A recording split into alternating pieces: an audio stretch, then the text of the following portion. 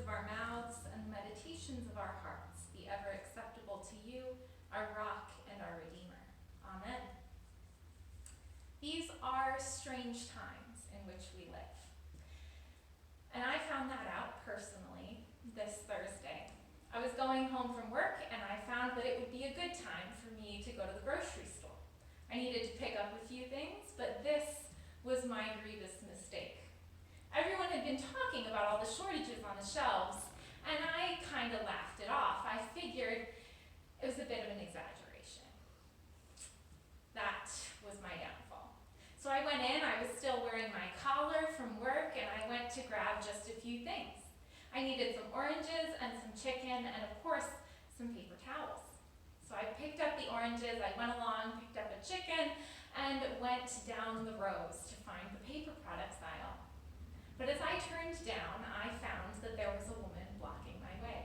She saw me coming, it looked like, and rammed her cart against the other side of the aisle so that I couldn't get past. I gave her the benefit of the doubt. I figured maybe she hadn't seen me and she just needed to shift it a little bit. So I walked up and I said, "Please, can I get by?" She gave me one glance and then turned back to what she was doing. She refused to even respond. So I said again, "Please, can I get by?" She looked at me and crossed her arms as if to say, "Just try. Go ahead. Go on." So I looked down the aisle and I saw that there were just a few rolls of toilet paper left and that her cart had been piled high. So I tried a third time. "Please, can I get by? I just need a couple paper towel rolls." She looked me up and down as if to say, can I trust this woman? I was still wearing my collar and squeaked her cart just a little so that I could squeeze by. She kept an eye on me all the way down the aisle, and I grabbed those paper towels and I ran for it. I don't think I've ever come closer to death in the grocery store in my life. Fear does strange things to people. We drop everything that we've ever known about ourselves or our communities or how we're supposed to act, and we suddenly are doing one thing and one thing only: protecting ourselves and those we love. It doesn't matter who else is on that toilet paper aisle. It doesn't matter who else is in the world with us. Our basest instinct is to protect ourselves and those we love. And we find this fear in the place of the unknown more than anything else. Today we face a crisis of which all of us have very little knowledge, and so we each respond in different ways. But at the end of the day, it's all about fear and how we respond to it. But people of God, this is not our first rodeo. This is not our first crisis. So we turn back to Exodus today for a little bit of wisdom. The Israelites would have looked at our crisis today, I think, and laughed. They had been through so many of them. We first find the Israelites deep in slavery in Egypt, and the Pharaoh keeps piling job after job after job upon them. Beaten down, they cry out to God, "God, help us, walk with us." And God doesn't ignore them or push the proverbial shopping cart against the aisle. God answers them. "I am with you. I am always with you." God sends Moses down to lead them out of slavery, and it is such a miracle, such a moment of power that you would think the Israelites would have followed God anywhere after that. But it only takes a few days for the second crisis to send them running again. They have their backs up against the Red Sea, and the Egyptian army is coming, and they lose all faith. They say to God, "Did you just lead us out of Egypt so that we could die here at the edge of the river?" So God answers them again, "I am always with you." He sends Moses again to strike his staff in the middle of the Red Sea to part the waters, and the Israelites walk through on dry land. The Egyptian army behind them is swallowed up in its waters, and they are finally free. You would think that after such amazing act of power, they would understand what God meant when God said, "I am with you always. I am walking with you." God even told them, I will send before you a pillar of cloud by day and a pillar of fire by night to lead you, so that you will never forget that I am there to guide you in this time of wilderness. But even the third time is not the charm for the Israelites. They are wandering in the wilderness with that pillar of cloud before them, and even so they cry out to God. They say, have you just led us into the wilderness so that we can die here instead of in slavery in Egypt? We are starving to death. And one more time, God says, I am with you always. God makes manna fall out of the heavens so that the Israelites are fed abundantly, and the grace of God is made manifest. And God says one more time, I am with you always. I love you and I will provide for you. But when the fourth crisis comes, the Israelites give in to fear again. They pick up stones as if to kill Moses and say, we are going to die of thirst. They've just come out of the desert and there is no water in sight. And so they lose faith one more time. They pick up the stones and they say, God just led us out here to die in the desert instead of working in slavery in Egypt. And so Moses cries out to God. And God tells Moses, I am with you always.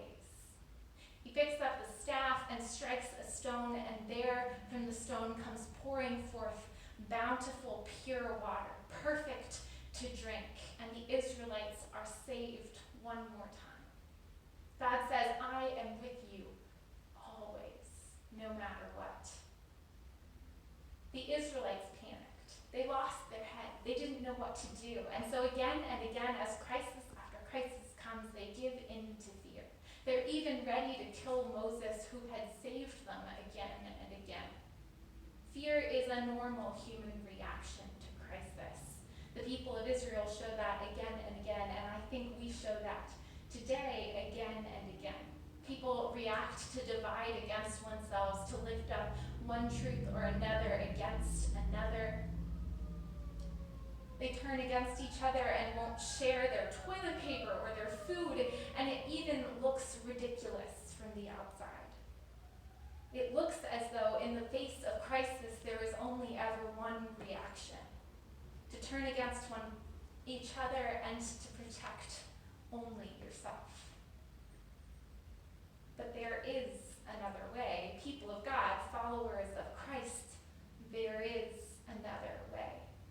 Because in the face of this crisis, too, there are those who are telling a different story.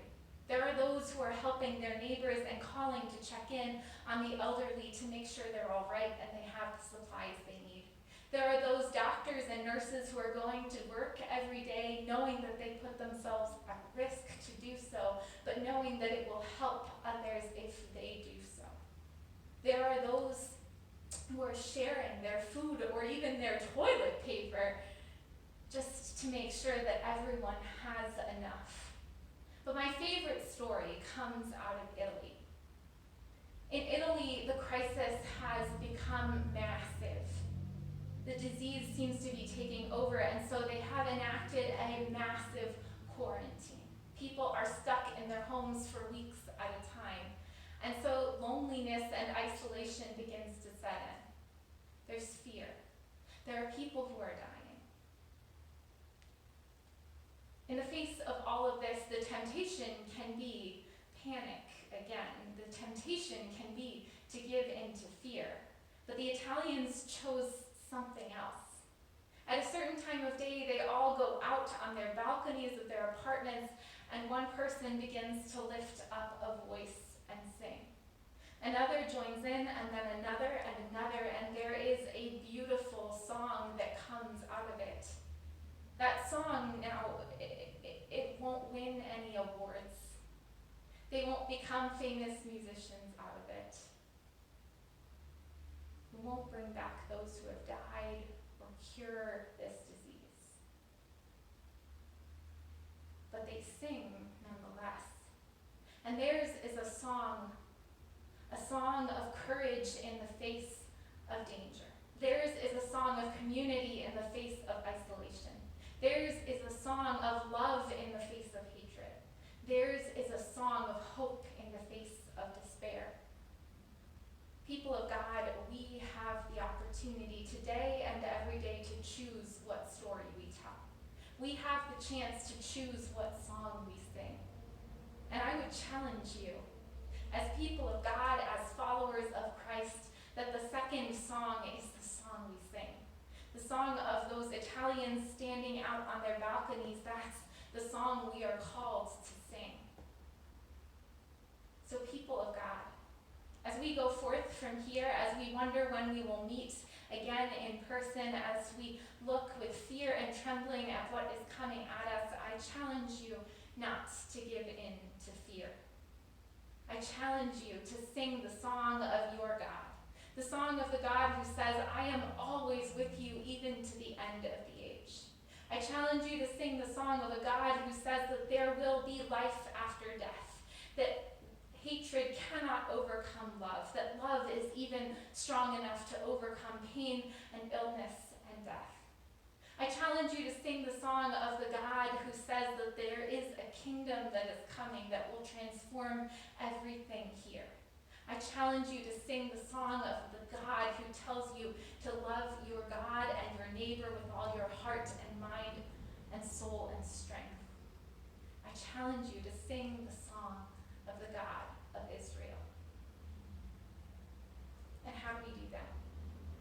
Well, it's actually much simpler than you think. Call in and check in on your neighbors. Read the Bible daily and continue to grow in your spiritual life even as you are isolated from others. Prove that we can have a community even when we can't gather on Sunday mornings or Wednesday nights. Share your toilet paper and your food. Check in on the sick and the elderly. Love your neighbor. Share a smile. Don't give in to fear. Stay home when you're sick. It can be that simple. It even looks like churches closing on Sundays so that we can protect the vulnerable in our community. So people of God, I challenge you as we go forth from this place today and every day, I challenge you to sing a new song. Sing the song of the God who says that he will never abandon you or forget you. Keep the faith. Love your neighbor.